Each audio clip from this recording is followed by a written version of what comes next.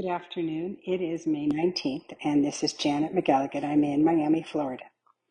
Today, Al Burhan, the president of Sudan, named Kamal Idris as Sudan's new prime minister, effectively declaring to the world and to the country and all its neighbors that Hamidok was a non-starter and a non-player. So when I first went up and looked up Kamal Idris, I found that he is a rather interesting guy, but I also found something a bit strange. There seems to be some kind of controversy about his age. Was he born in 1945 or 1954?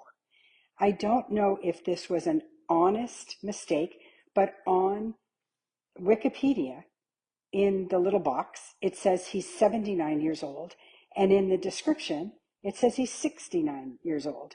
So I suggest somebody fix this one way or the other. But when you go down further and you look at this man, he seems very accomplished. He was the head of the World Intellectual Property Organization. So he's obviously someone who has been around town. And anyone who has concerned themselves with intellectual property means that he is a good face for the world. Is he a good face for the Sudan? Time will tell. But when you look at his accomplishments so far, he's on excellent terms with the Chinese, the Russians.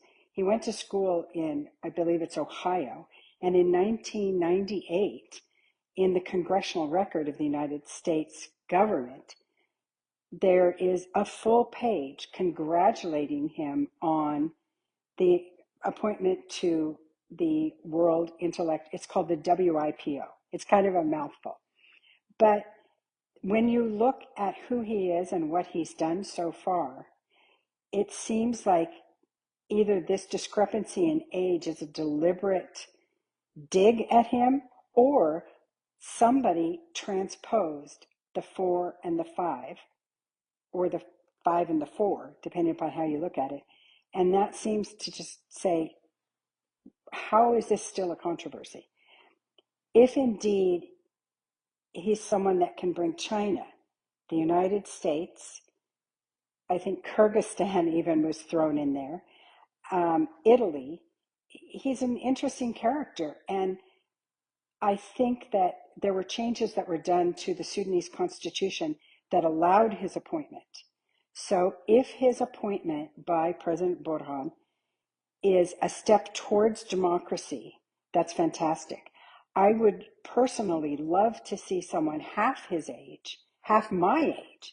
I mean, because I'm 63. I'd love to see the younger generation come in and either learn from someone who seems to be a very accomplished international diplomat and take his place in the very near future as he introduces them to world leaders and international politics. Because I know even at my age, you aren't as full of energy as you were when you were 30. But listen, President Trump is no young chicken. And he seems to have plenty of energy, whereas President Biden, unfortunately today, it was announced that he is suffering from they didn't say terminal, they said advanced prostate cancer. So I would much prefer that we pray for the health of our politicians and give them a chance to do the job that they are asked to do. Because on the international stage, it will take someone with great energy, great intelligence, and diplomacy to not just end the war in the Sudan, but to rebuild.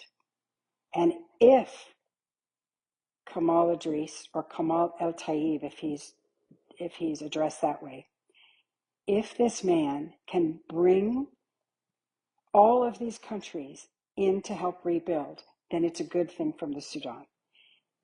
And if he is acceptable to the Sudanese people, He may get reelected. He ran for the presidency, I understand, in 2010 and was defeated by Bashir.